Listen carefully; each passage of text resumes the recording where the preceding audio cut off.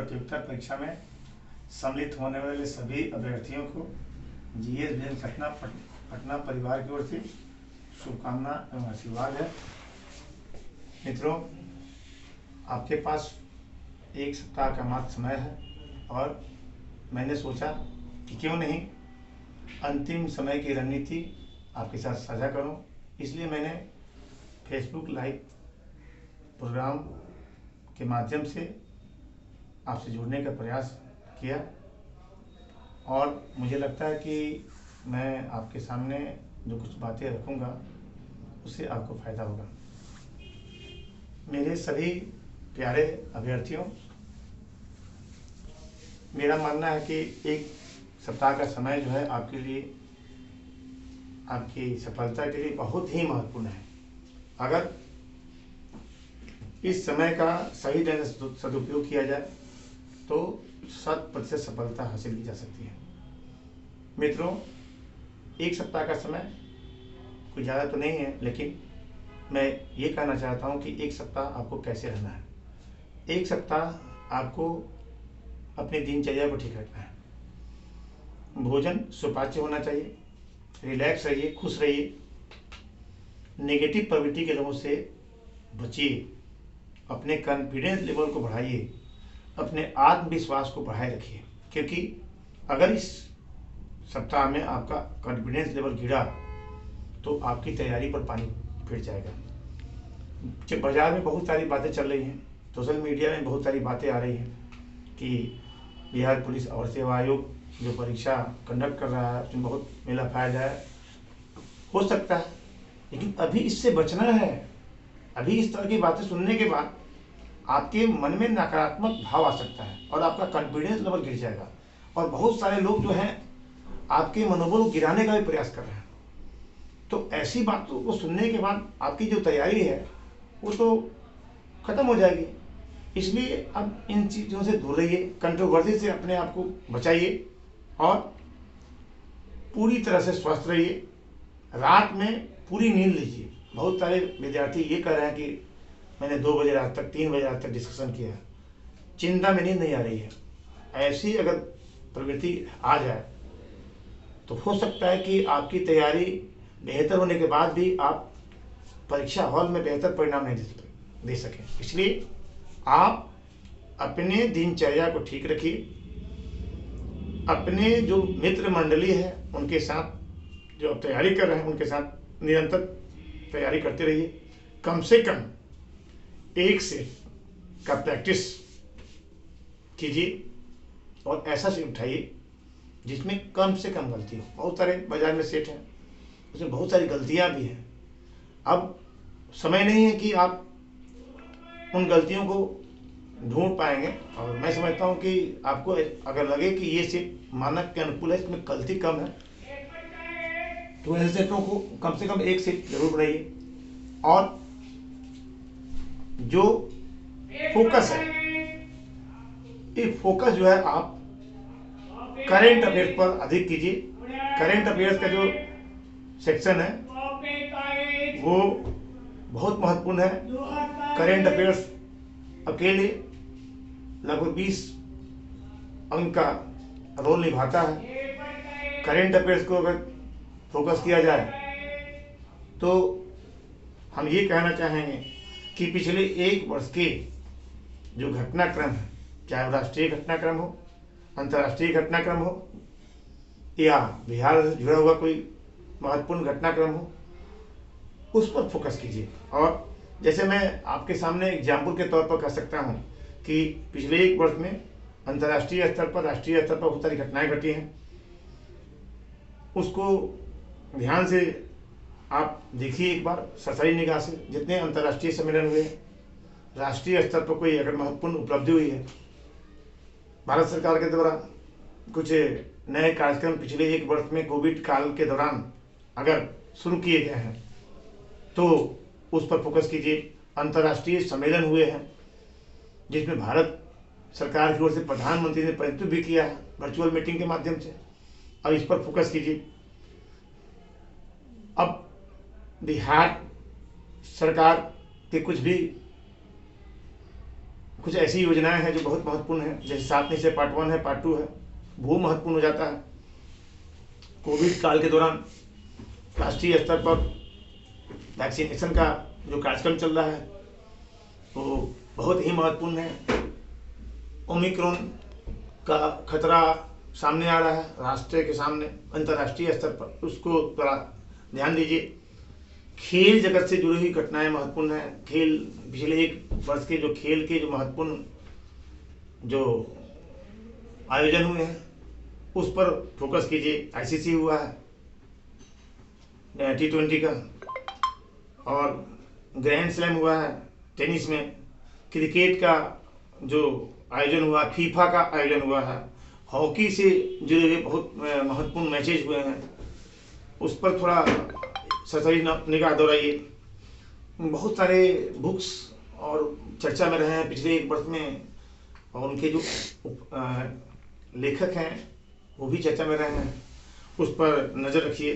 कुछ GI tag मिला है पिछले 1 वर्ष में, उस जीआई टैग को थोड़ा सा एक बार ध्यान दीजिए। कुछ सम्मेलन हुआ है, जैसे रामसर सम्मेलन हुआ है, नोबेल पुरस्कार की घोषणा हुई है, साहित्य सम्मान है, खेल रत्न पुरस्कार है, केंद्र और राज्य सरकार की अनेक महत्वपूर्ण कल्याणकारी योजनाएं हैं, उन पर ज़रा फोकस कीजिए। वैश्विक स्तर पर अगर देखा जाए तो चाहे वो विश्व बैंक हो, फिर WTO हो या IMF हो, उसके द्वारा जो महत्वपूर्ण कदम उठाए गए हैं, इनिशिएटिव लिए गए हैं, उसके बारे में ज़रा सोचिए, उसको देखिए। अगर आपके पास उसके लिए कंटेंट हो तो उसको खंगालिए। और हैप्पीनेस इंडेक्स है, हंगर इंडेक्स है, या करप्शन का इंडेक्स है, या UNDP का जो मानव सूचकांक है उसको देखिए।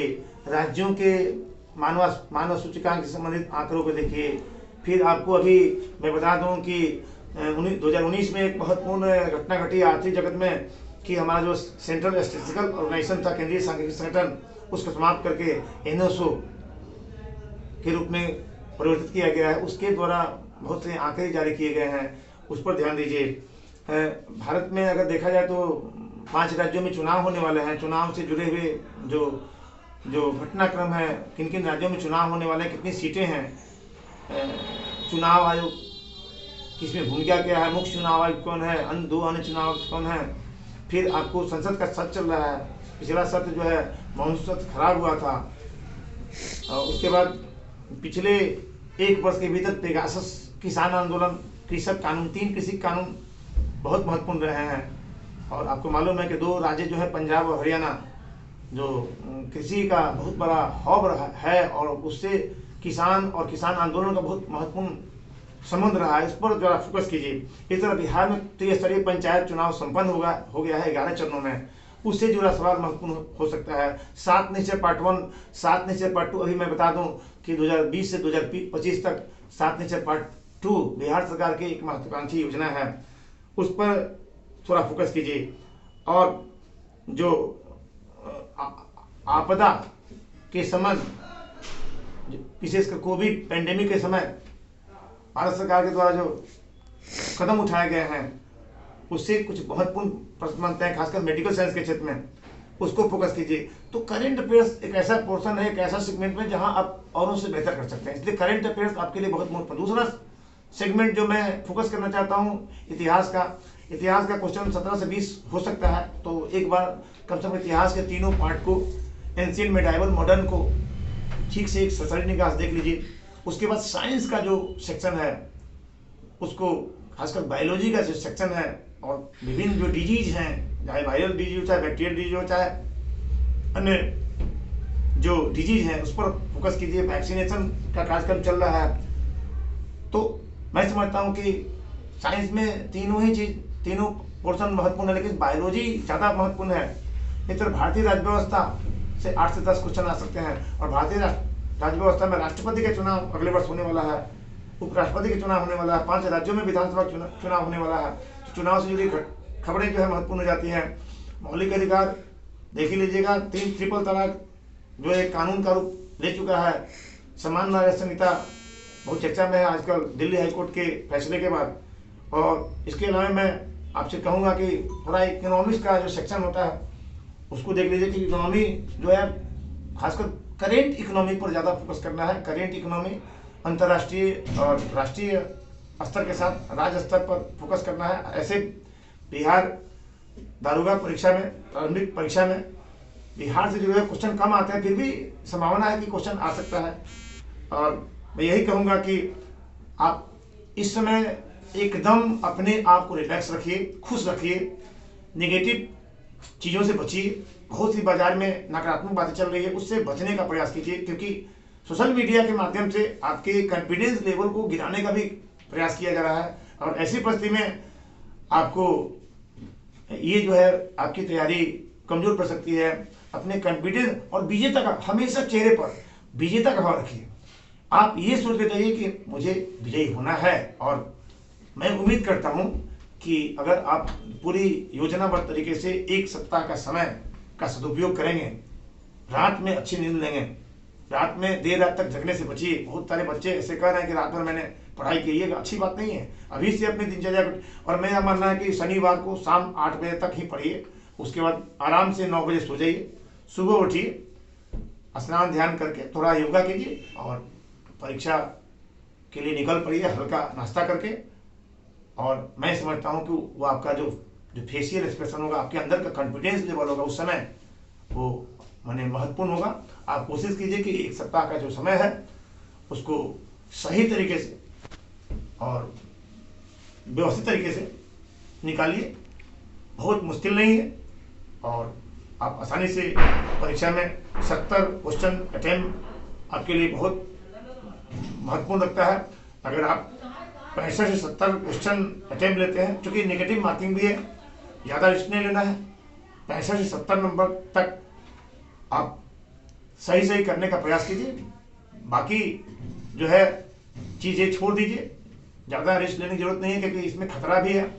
तो मैं मानता हूँ कि एक महत्वपूर्ण पड़ाव आप पार कर लेंगे।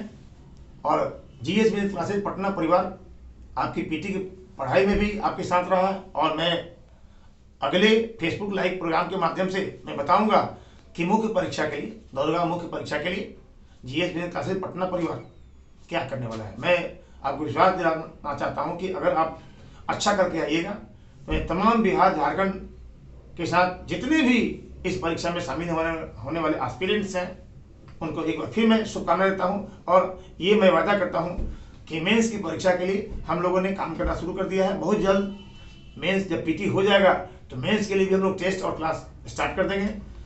मैं Sunil Kumar Singh, GS business classes Patna का चीफ मेंटर और फाउंडर, मैं वादा करता हूं अपने संस्थान की ओर से कि मेरी पूरी टीम आपके साथ है मेंस में भी, और अंतिम चयन तक हम लोग आपके साथ रहेंगे। इसी विश्वास के साथ, इसी संदेश के साथ मैं अपनी वाणी को विराम देना चाहूँगा और मैं पुनः आप सबको शुभकामनाएं देता हूँ। Best of luck.